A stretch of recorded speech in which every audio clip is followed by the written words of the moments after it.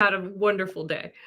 Awesome. I also have had a wonderful day. And so I'm really happy to be able to interview you. We did have a public interview on the socials and on the podcast a while ago, but I feel like this one's going to be better because I know more of the right questions to ask you now. Yep. So I want you to talk about, like, take us way back to before that, Kristy has an amazing event happening on Saturday in Cochrane at 2:30. Yes.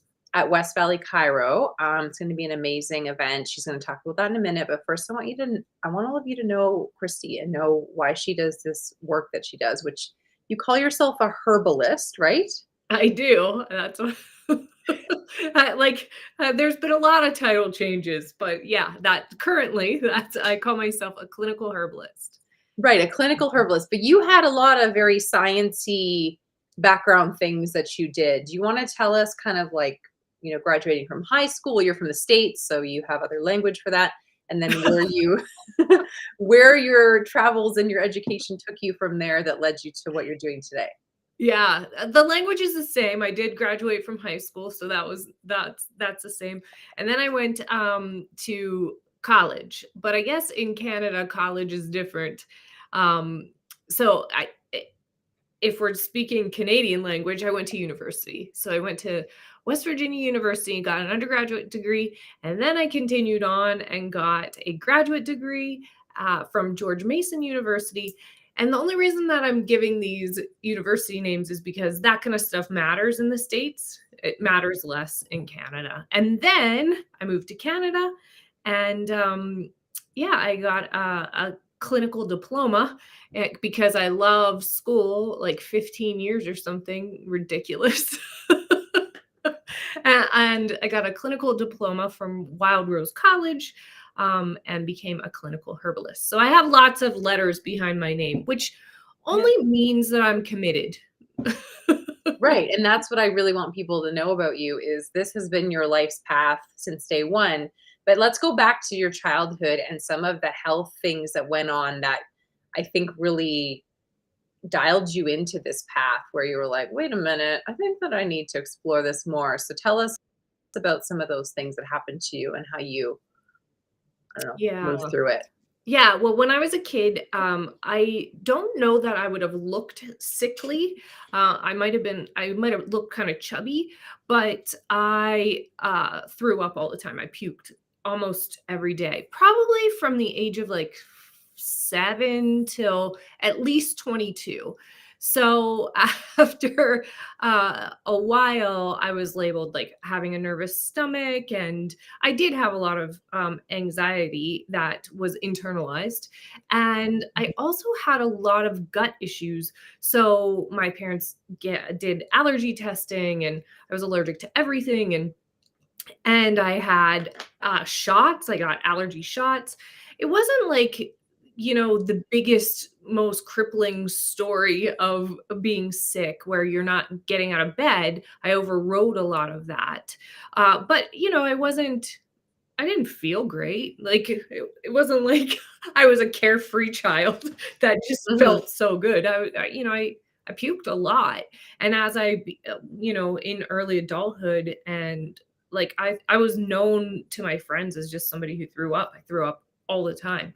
And even sometimes I would wake up in the middle of the night. Sometimes this still happens to me and just go and puke and that would be it. But it's really, really rare now.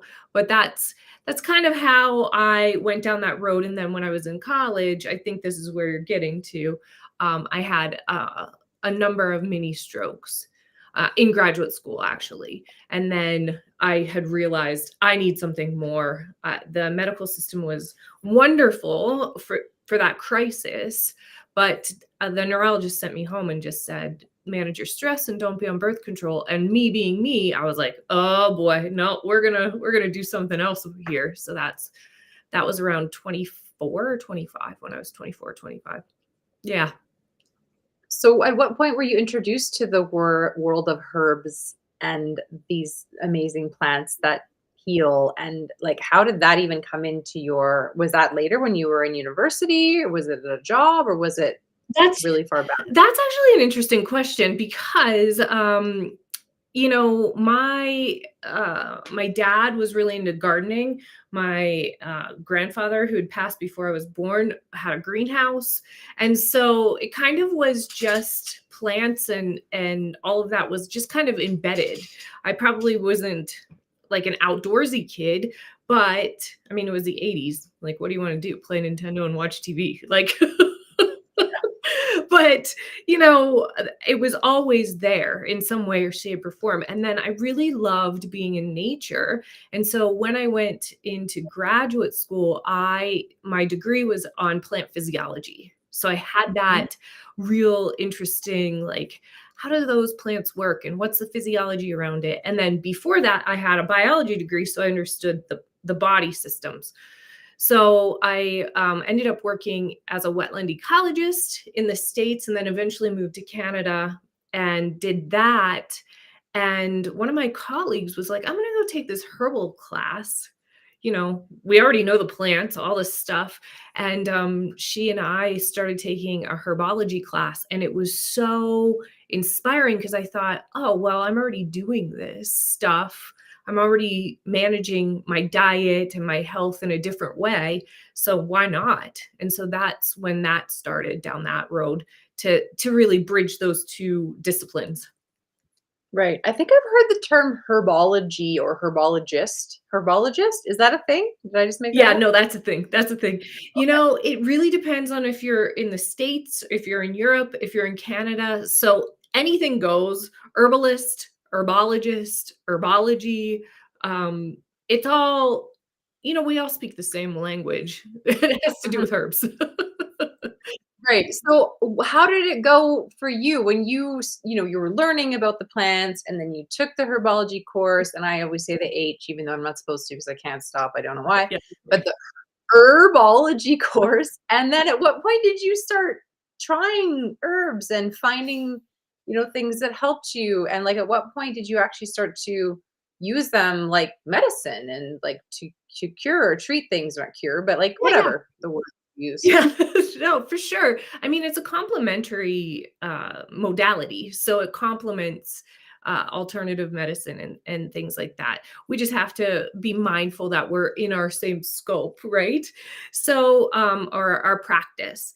Um, so when I was in the hospital in Northern Virginia, when I had my mini strokes, there was a woman who was in the bed next to me who was also diagnosed, and she was kind of young. She was diagnosed with something neurological, and she was like, "I'm going to send you to my Korean acupuncturist, and I'm going to send you, and you should try this." And she was wild for me at the time because I was so Western medicine and I was so scientific, data, labs and studies, which has served me well.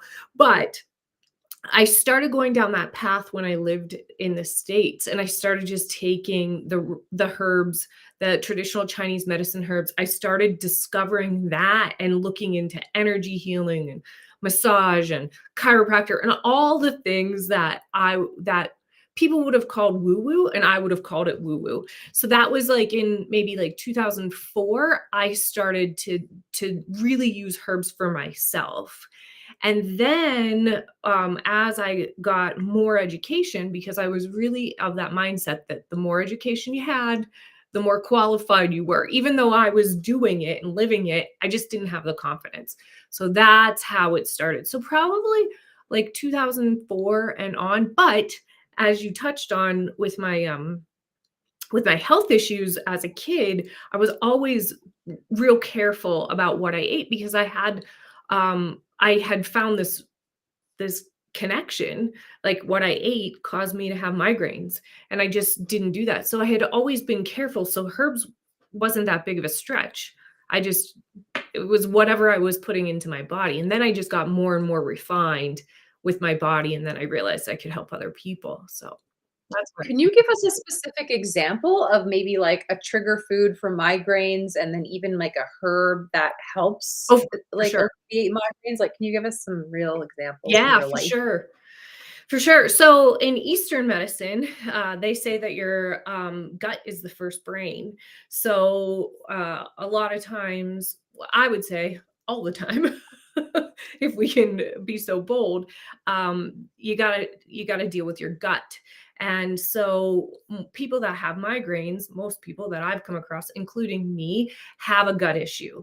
So, for example, I, ever since I was a kid, can't really eat chicken. Um, chicken is a histamine. Sometimes it creates histamines in your body. And most people that have migraines have a histamine issue. So, yeah. What are histamines? Oh, I keep hearing this word. I have no idea what it is.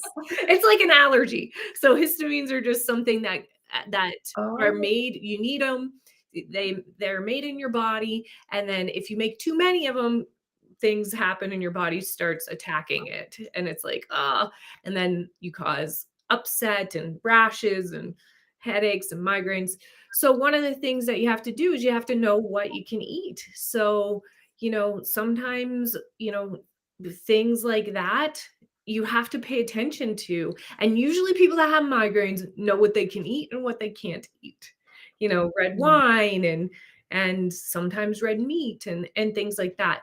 But what you can always do is find a way that will calm down your own system. And the other thing is herbs are all plants. So when I talk about foods, chicken obviously is an animal product, but but they survive off of plants, that's so right. maybe is there a bit of a thing where the chicken that you're eating, if it was raised in a certain environment with certain food, it would be more like, have more histamines than chicken that was maybe pumped full of, like, crappy food and lived in a stressful environment? Okay, we might be going down a rabbit No, trail no, here. maybe. I mean, maybe. The truth of the matter is I have healed my gut so much that I can eat stuff now. Mm, It's just that you have to make sure that your gut health is good enough. So sometimes, if I'm not feeling well, I'll have ginger or I'll have peppermint, but you have to know for you. Like all this is mhm, data and information. But until you have the knowledge and you place that in information and data into a knowledge basket that's yours, it doesn't really matter. So, one of those things that when you're realizing, oh, my guts are off, right? Um, right. you just you avoid certain things. Like I Mm, have one client that can't eat eggs, but not the egg yolks. She can't eat the egg whites.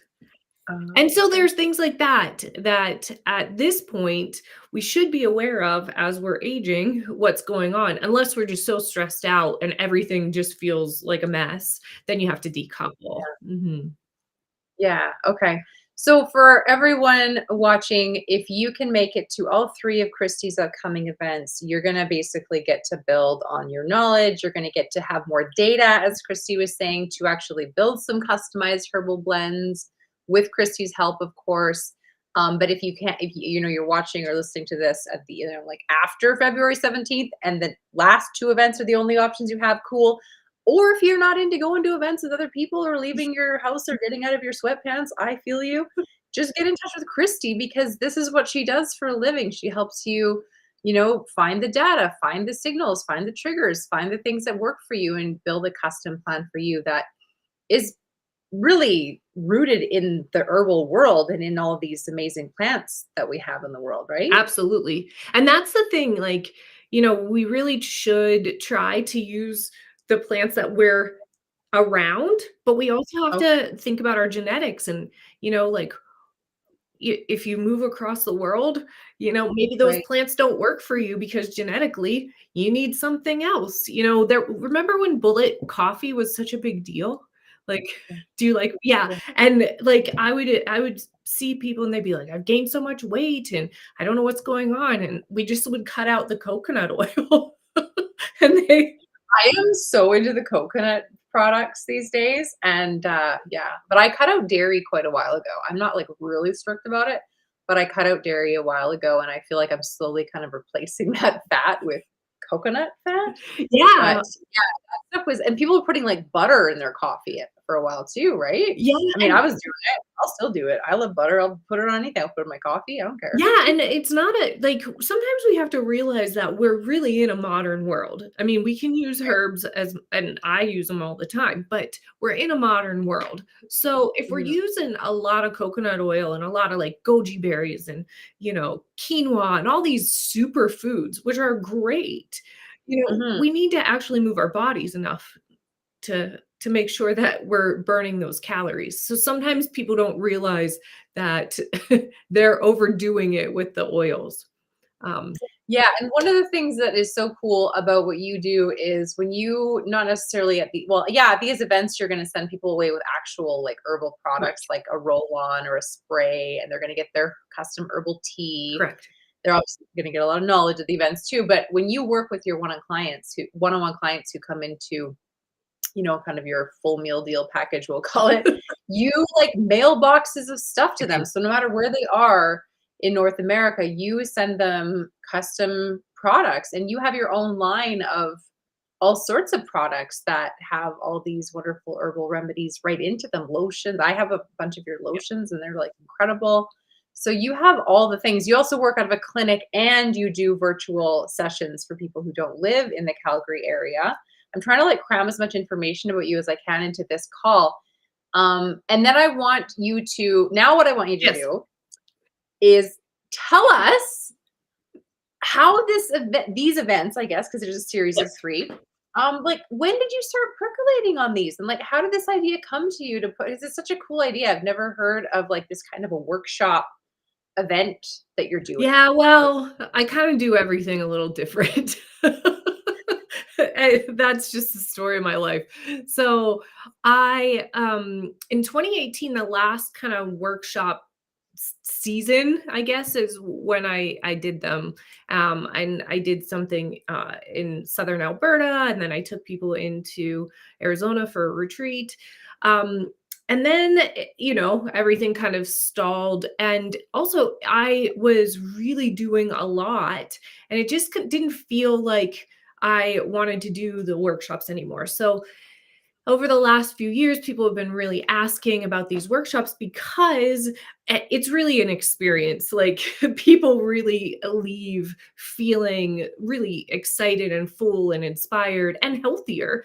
Um, because I have a lot of information, but I do narrow it down. So that's what the workshops are about. So you come in, you have this really great initial experience, whatever it is, based on that workshop day. So on the 17th, we're going to be talking about resetting your patterns so that you can really feel great and have great energy and beat that stress and sleep well.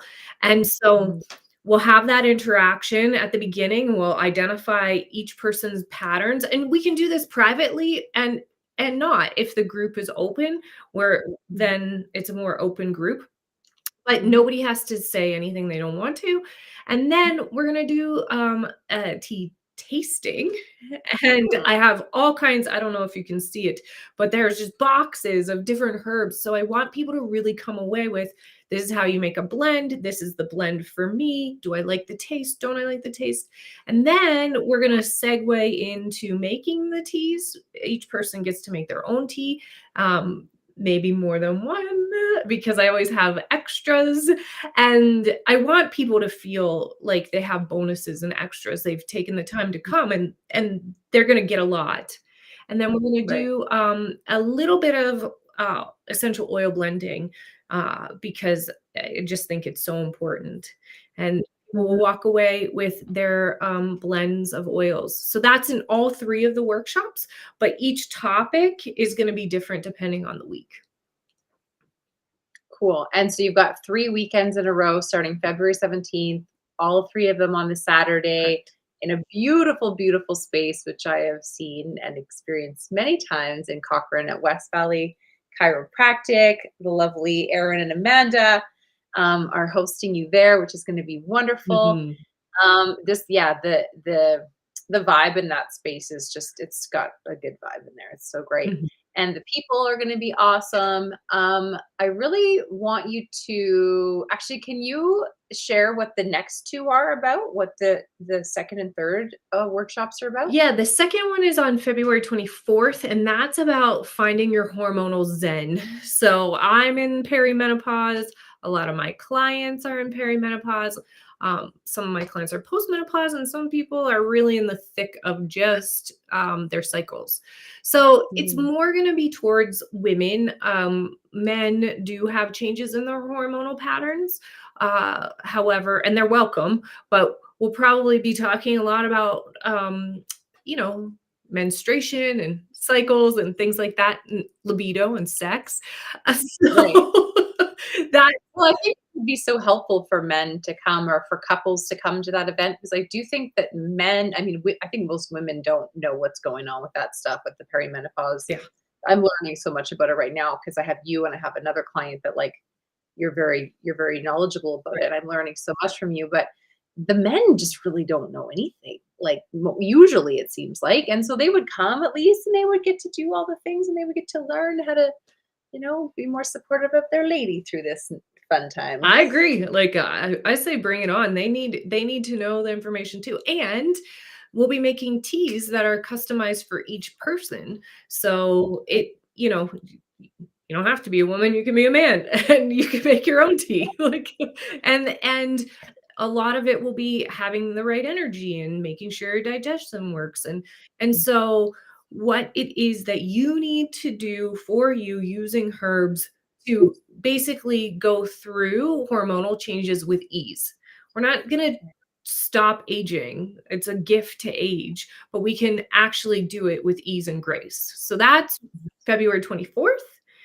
And then March 2nd is all about digestive health and making sure that we are beating that bloat back so that, our pants aren't feeling so tight or, Yeah. we have a smoother, I have so many bad puns that I can do when it comes to digestion. I'm When really it comes to bathroom and digestion things. You know, I really debated, do I put digestion first because it's so critical? But honestly, everything interacts with each other, and really, what it is that you need to do to make your digestion optimal. So, like I mentioned earlier, like some people need, ginger, um, Mhm. but ginger might be the wrong thing, and that's really dependent on whether you have a small intestinal issue or a large intestinal issue, and mint and all these other things. But it's based on what you tell me your symptoms are, and then we go from there. Right, right. Like some people can't eat onions because it Yeah, causes gas, but you yeah, don't know that. Like you're like, oh my gosh, yeah, onions, raw onions. mhm, Not yeah, ones, things like that, or garlic. Garlic can be upsetting. It just depends on yeah, who you are. mhm. Well, and, it's the day after Valentine's Day, but on the theme of love, Yes.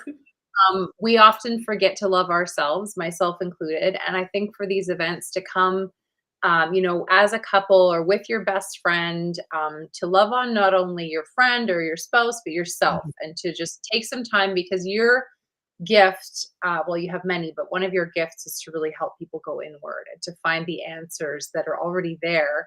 And I mean, really, herbs are part of what you do. I mean, we haven't talked about the other things that you do and the way that you help people and you have these gifts.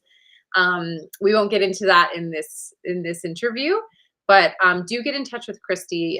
Her all these events we're talking about are right at the top of her website, almondinewellness.com, and connect with her on Instagram at Almondine Wellness. Make sure to follow her on YouTube, and yeah, again, just reach out to her if you have any questions about any of this. Is there anything you'd like to leave us with, Kristy? No, no, thank you, Lindsay, for having me. Thanks for this lovely conversation. And I want to thank Dr. Talk and the West Valley Chiro Center in Cochrane for hosting us. Really, I think I just want to reiterate your point. Like the idea of love is wonderful, but if we're not practicing it, um, it really doesn't mean anything. And practicing requires us to pay attention every single day. So if you're Right. feeling like, oh, I just don't have time and I just don't know and I feel so stressed out, this is the weekend. Mm. This is the Saturday you need to go to, because I promise you, once we're in there, you will feel way more grounded, way more centered, and it'll be worth it. Yeah, I'm so excited that you are doing these events, and I'm really excited to see the momentum that's building from them. And I'm really excited that I just know you. You've taught me a lot so far, and I'm really pumped to get to learn more from you at these events. So thank you. And I'll let you get back to your Thursday evening now. Yeah. I'm gonna have a healthy glass of water and then, a nice little, herbal cocktail, so I'm excited for that. Oh, herbal I cocktail. know. Like, That's the thing, like, is there gin in it? herbs are making a great comeback in the cocktail space because Okay, that's a whole other I conversation. know. That's a whole other workshop. Exactly. Okay, awesome. I'm gonna end this, and thanks everybody for tuning in. Bye for now.